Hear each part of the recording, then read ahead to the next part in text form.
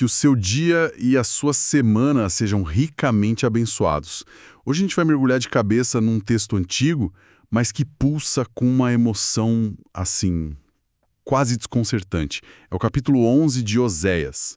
Um capítulo que é uma verdadeira montanha-russa emocional, né? Exato. A gente tem aqui o próprio texto bíblico e alguns comentários para nos ajudar a navegar.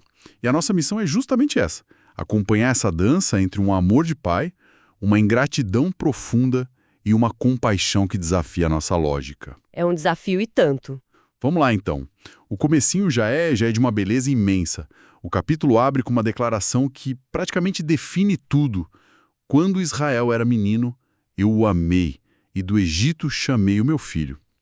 É uma imagem muito poderosa, né? A de um pai falando do seu filho pequeno. Muito. E é uma imagem com significado duplo, o que é fascinante. Primeiro, o histórico, claro. Ela nos joga lá para a origem de Israel, para a libertação do Egito. Certo. Deus não os amou quando eles já eram uma nação forte. Eles os amou quando eram meninos. Sabe? Vulneráveis, escravos. Já começa com uma ternura imensa. E qual seria o segundo significado? O segundo é teológico. Séculos depois, o evangelista Mateus usa exatamente essa frase para falar de Jesus. Nossa, é verdade. Quando a família foge para o Egito? Exatamente.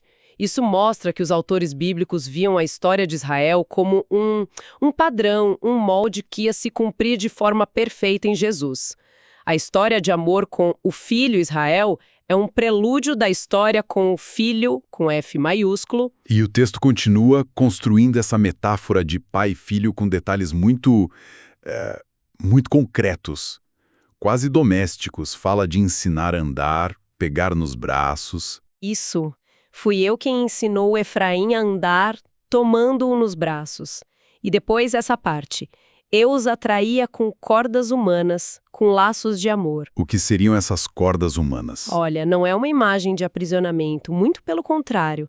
São como aquelas guias que os pais usavam antigamente para ajudar a criança a dar os primeiros passos sem cair. Ah, que interessante. É a imagem de um Deus que se abaixa, que guia com paciência, que não força, mas que atrai com afeto, sabe? É de uma delicadeza enorme. E é justamente por isso que a virada que vem a seguir é tão brutal. É um choque. Depois de todo esse cuidado, o texto diz: mas quanto mais eu os chamava, mais eles se afastavam de mim. É uma ingratidão que chega a doer. Todo esse investimento, assim, jogado fora. Dói porque a rejeição é direta. E um comentário que a gente usou destaca um detalhe interessante no hebraico. A frase pode ser lida como: quanto mais eles os chamavam, se referindo aos profetas. Ah, então não era um chamado distante. De jeito nenhum, era uma insistência. Deus não parava de mandar mensageiros. E a resposta era sempre a mesma: virar as costas e ir na direção oposta. Sacrificar a Baalins, se curvar a ídolos. E eles trocavam o Deus que os libertou por Baal, que era um Deus funcional, né? Para dar boas colheitas. É uma traição em todos os níveis. Em todos. É rejeitar a própria identidade. E uma rebeldia tão persistente, claro, tem consequências. O texto deixa isso muito claro. O amor que guiava com laços de amor agora precisa lidar com a realidade. O versículo 6 é duríssimo. A espada cairá sobre as suas cidades e os devorará por causa dos seus próprios planos. A consequência vem da escolha deles. Exatamente. Dos seus próprios planos. Depois de uma sentença tão dura, a gente espera que o capítulo termine, né? Fim da história. Juízo. Mas é aí que o texto dá um nó na nossa cabeça. É uma das mudanças de tom mais abruptas de toda a Bíblia. A gente sai da voz do juiz para ouvir o que parece ser o lamento de um coração partido. É isso mesmo. A voz que acabou de decretar a espada, agora pergunta quase num sussurro: como posso desistir de você, Efraim? Como posso entregá-lo, Israel? Essa pergunta é de uma força. E ele continua: como posso tratá-lo como tratei Admá? Como posso fazer com você o que fiz com Zeboim? Confesso que sem o contexto, esses nomes passariam batido por mim. E o peso deles é total. Admá e Zeboim eram cidades vizinhas de Sodoma e Gomorra.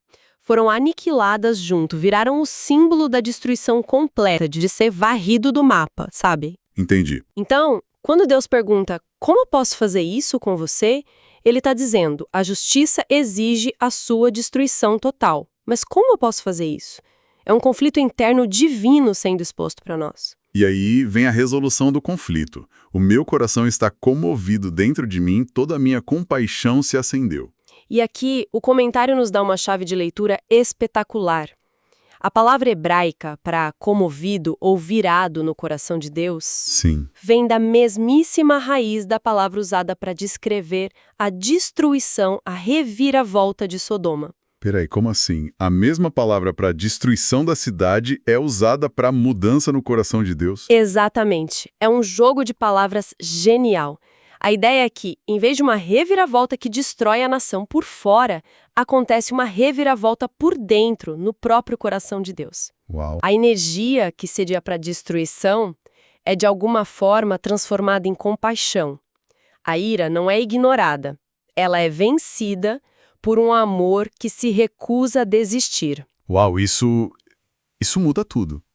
Quer dizer que a justiça é como se fosse absorvida pela compaixão. Perfeito. Isso me ajuda a entender a frase seguinte que sempre me pareceu meio enigmática.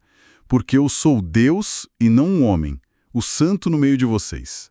A minha primeira impressão seria pensar em poder, em força, mas aqui parece que o sentido é outro. É exatamente outro. A reação humana a uma traição dessas seria, na melhor das hipóteses, cortar os laços para sempre. Vingança, talvez. Sim, o que a gente chamaria de justo. Pois é, mas Deus diz que a natureza dele é diferente. A santidade dele não é só uma pureza distante. Aqui, a santidade é a fonte da sua compaixão implacável. Ser Deus e não homem significa ter uma capacidade de perdoar que transcende a nossa lógica. O castigo do exílio ainda vem, então. Ainda vem. As ações têm consequências. Mas não será o ponto final. Não será a aniquilação total. Faz todo sentido. Então, depois dessa crise interna resolvida, o futuro que parecia fechado se abre de novo. O texto começa a pintar um quadro de restauração. Sim, a promessa renasce das cinzas. E a imagem que ele usa é fortíssima. Eles seguirão o Senhor. Ele rugirá como um leão. O rugido de um leão é poder, é realeza, né? E o efeito desse rugido é que os seus filhos virão tremendo do Ocidente. Essa palavra tremendo me soa um pouco ambígua. É tremor de medo? É uma ótima pergunta. Poderia ser, mas os comentaristas apontam para outra experiência de Israel. O Monte Sinai. Quando Deus se revelou lá, o povo tremeu. Ah, claro. Não era um pavor que paralisa, mas uma reverência, um assombro diante da majestade de Deus. Então esse tremor aqui provavelmente não é medo do castigo, mas o redescobrir maravilhado da grandeza daquele que os chama. É um temor saudável, então. Um respeito que foi perdido. Exato. E depois da imagem do leão, o texto muda para algo mais delicado. Pássaros. Virão tremendo como um pássaro do Egito e como uma pomba da terra da Assíria. O que essa mudança de imagem nos diz? A mudança é muito significativa. A pomba, em outras partes de Oséias, é símbolo da tolice de Israel, que voa sem rumo buscando ajuda no Egito ou na Assíria. Certo. Mas aqui a imagem é positiva. Pombos são conhecidos pelo instinto de voltar para casa. Eles voltam de forma rápida, direta. Ah, então a pomba que era perdida agora usa seu instinto para voltar para o lugar certo. Exatamente. E note de onde eles voltam. Do Egito e da Síria. Os próprios lugares da sua opressão e do seu castigo. É uma reversão completa da maldição. O rugido do leão chama e eles voltam com a certeza de um pássaro voltando para o ninho. Que imagem de esperança. A gente podia terminar o capítulo aí, né? Seria um final perfeito. Mas, para minha surpresa, não termina. O último versículo volta para uma acusação. Efraim me cercou com mentiras. Isso não é um balde de água fria? É um balde de água fria de propósito. E é essa tensão que torna o texto tão realista, tão poderoso. Como assim? Se terminasse no versículo 11, seria quase um conto de fadas. Mas o versículo 12 ancora essa promessa incrível na dura realidade do presente. É como se Deus dissesse: a promessa do futuro é certa, mas não vamos fingir que o problema de agora sumiu. Então a graça não apaga a realidade do pecado. De forma alguma. A graça confronta a realidade do pecado. Essa acusação de mentira serve de ponte para o capítulo seguinte. É um lembrete de que a compaixão de Deus não é uma licença para continuar no erro. Entendi. A promessa não é baseada na melhora do povo, mas só na fidelidade de Deus. Exatamente. A tensão permanece. A promessa é real, mas o povo ainda é falho. E é isso que torna a graça tão extraordinária. Então, tentando juntar tudo, a gente passou por um amor de pai, uma traição, um juízo, uma reviravolta no coração de Deus e, finalmente, uma promessa. Mas uma promessa que não finge que o problema não existe, não é uma história com um final simples. Para nós. Esse capítulo nos desafia a abandonar uma visão simplista de Deus. Ele não é o tirano que só pune, nem um avô bonzinho que ignora tudo. O que a gente vê é um amor forte o suficiente para se deixar ferir, que leva o erro a sério, mas que, no fim, se recusa a desistir. A pergunta que fica é: como uma relação assim pode ser reconstruída? E a resposta do texto parece ser através de um amor que é, por natureza, não humano. Um amor que opera por uma lógica completamente diferente da nossa. Que Deus abençoe todos os ouvintes.